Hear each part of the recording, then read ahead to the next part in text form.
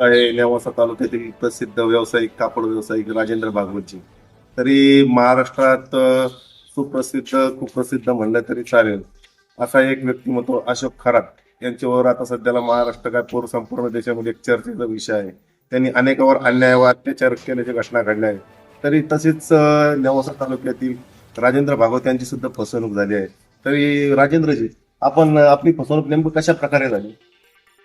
मी डिसेंबर 2022 मध्ये खरात यांच्या ऑफिसला गेलो होतो. माझ्या उद्योगधंदा व्यवसायामध्ये काही चढउतार येत होते.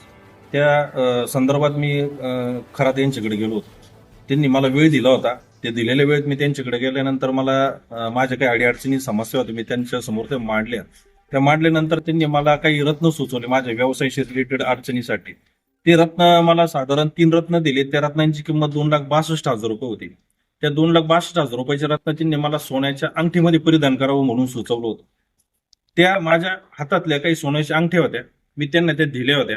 त्यांनी मला एक 5-6 दिवसानंतर तुम्ही मला कॉल करून या, मी तुम्हाला त्या अंगठ्या झाल्यात की नाही म्हणून सांगेल. त्यांनी कॉल केल्यानंतर मी त्या ठिकाणी गेलो. सुरुवातीला पहिल्या दिवशी माझ्याकडून त्यांनी 1 लाख रुपये रोख स्वरूपात घेतलेले होते. नंतर ज्यावेळेस मी पुढच्या वेळेस गेलो त्यावेळेस मी त्यांना चेक देण्याचा सांगितलं, मी तुम्हाला उर्वरित रकमेचा चेक देतो.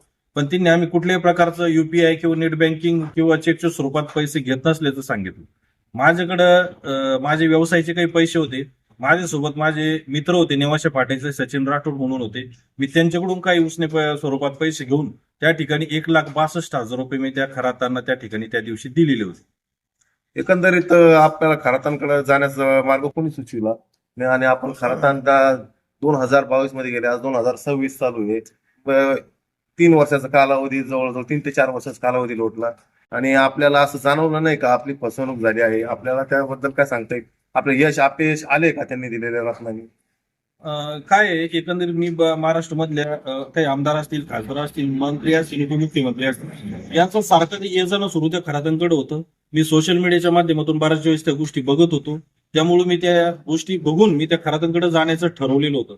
आणि त्यांनी जे मला रत्न दिलेले कुठल्याही प्रकारचा मला त्या ठिकाणी फायदा झालेला नाहीये. उलट 17 मार्च 2026 रोजी त्यांच्यावर जो लैंगिक शोषणाचा तसेच आर्थिक नुकसान केलेली, त्यांनी बऱ्याच लोकांची फसवणूक केलेली, जे सारकरवाडा पोलीस स्टेशनमध्ये गुन्हा दाखल झाला. मलाही शंका आली, मला दिलेले रत्न असू द्या किंवा मी त्यांना ज्या सोन्याच्या अंगठ्या दिलेल्या होत्या, माझीही कदाचित फसवणूक झालेली असेल असं एकंदरीत माझ्या लक्षात आल्यानंतर मी माझ्या संबंधित एका सोनाराकडे जाऊन, ओळखीच्या परिचयाच्या सोनाराकडे जाऊन मी माझे ते रत्न व्हेरीफाय केले. माझं जे सोनं दिलेलं होतं ते व्हेरीफाय केलं.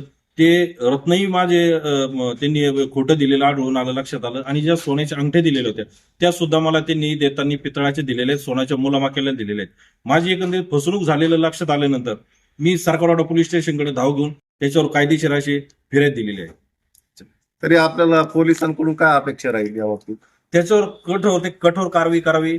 मला लोकांनाही हेच सांगायचंय तर लोक बदनामीची भीतीने त्या ठिकाणी कुठल्याही प्रकारची त्याच्या विरुद्ध तक्रार देत नाहीये.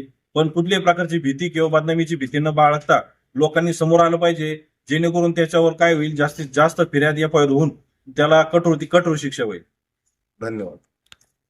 राज्यातील आणि देशातील ताज्या आणि विश्वासार्ह बातम्या पाहण्यासाठी नेहमी अपडेट रहा प्रिन्स महाराष्ट्र न्यूज सोबत. राजकीय, सामाजिक आणि देशातील प्रत्येक महत्त्वाची घडामोड सर्वात आधी पाहण्यासाठी आजच prince Maharashtra news YouTube channel subscribe करा.